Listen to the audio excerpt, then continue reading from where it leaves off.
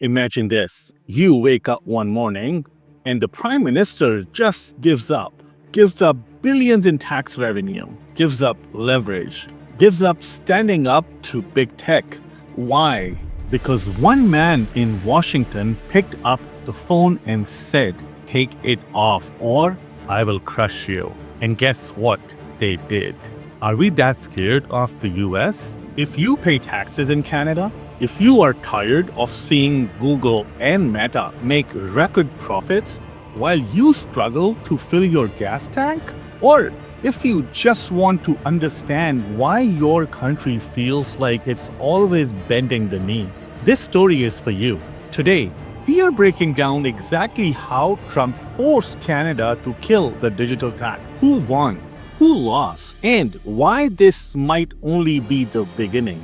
Stick around because in the next few minutes, you will hear the secret backroom threats that stopped the tax code, the hidden cost every Canadian will now pay. A stunning revelation: Trump does not just want your money, he wants your sovereignty. And if you think this ends with the tech tax, wait till you see the next fight Trump has planned. Let's dive in. The tax that was supposed to change everything. So, what was this tax anyway? Let's rewind.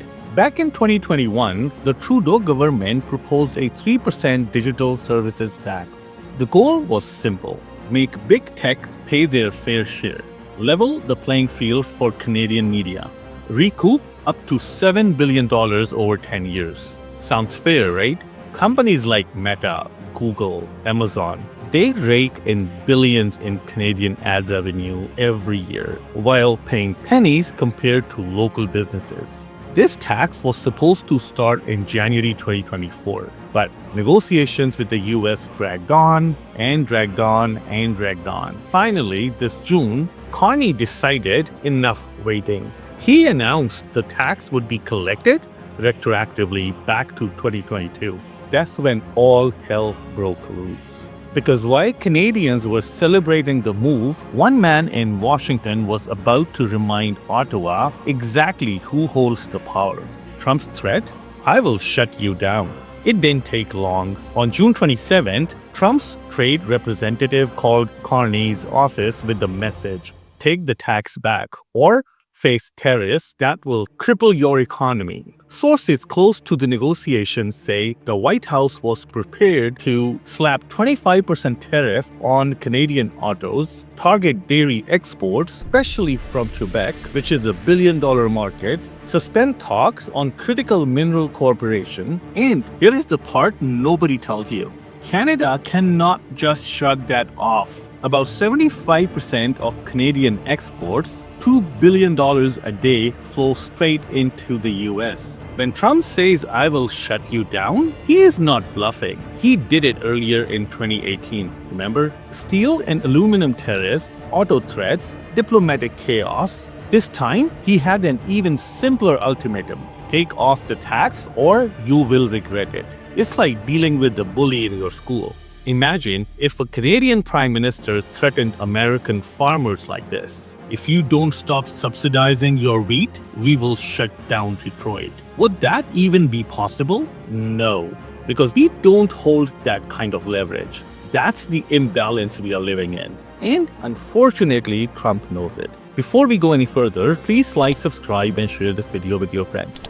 Subscribing to my channel is not gonna cost you anything, but it's gonna help me big time. Thank you. Now back to our topic. Canada falls in 4 days. Here is the timeline nobody wants to put on a bumper sticker. June 27th, Trump threatens tariffs. June 28th, 29th, emergency cabinet meetings in Ottawa.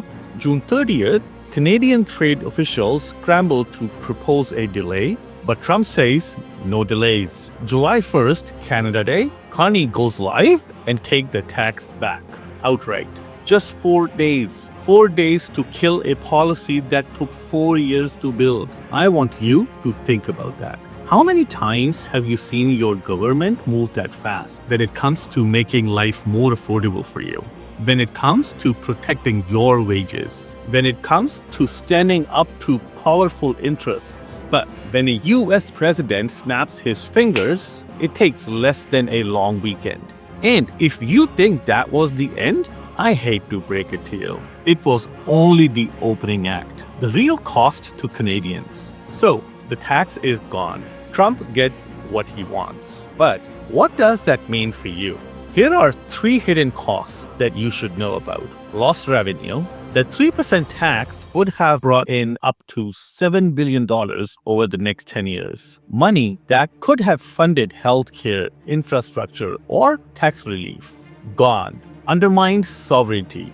Canada showed the world we can be bullied out of policy. Next time, it won't just be a tech tax. It could be environmental regulations, or labor protections, or digital privacy laws, empowered monopolies. Google and Meta just got a clear signal. Do what you want, we won't stop you. And you will feel it the next time a small Canadian newspaper folds. The next time your data gets sold to the highest bidder. The next time you realize your government had no choice but to fold. But here is the twist. Trump is not finished. Because even before the ink was dry on this surrender, he sets his sight on a new target, the next battle, dairy and beyond. Just 48 hours after Canada dropped the tax, Trump pivoted.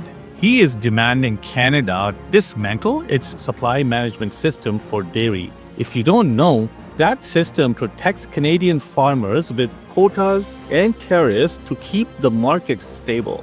Trump wants it gone. And he's using the same playbook.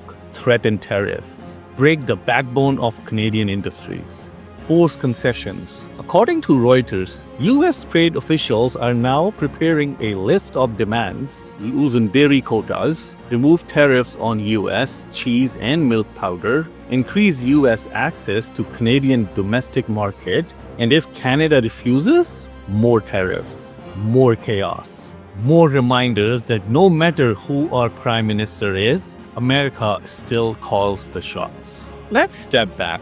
This is not just about one tax. It's about the bigger question. What does it mean to be a sovereign nation if your policies only last until the next tantrum in Washington? In the last 10 years, here is what Canada has faced. 2018, steel and aluminum tariffs. 2020, aluminum tariffs reimposed. 2023, border threats over asylum seekers.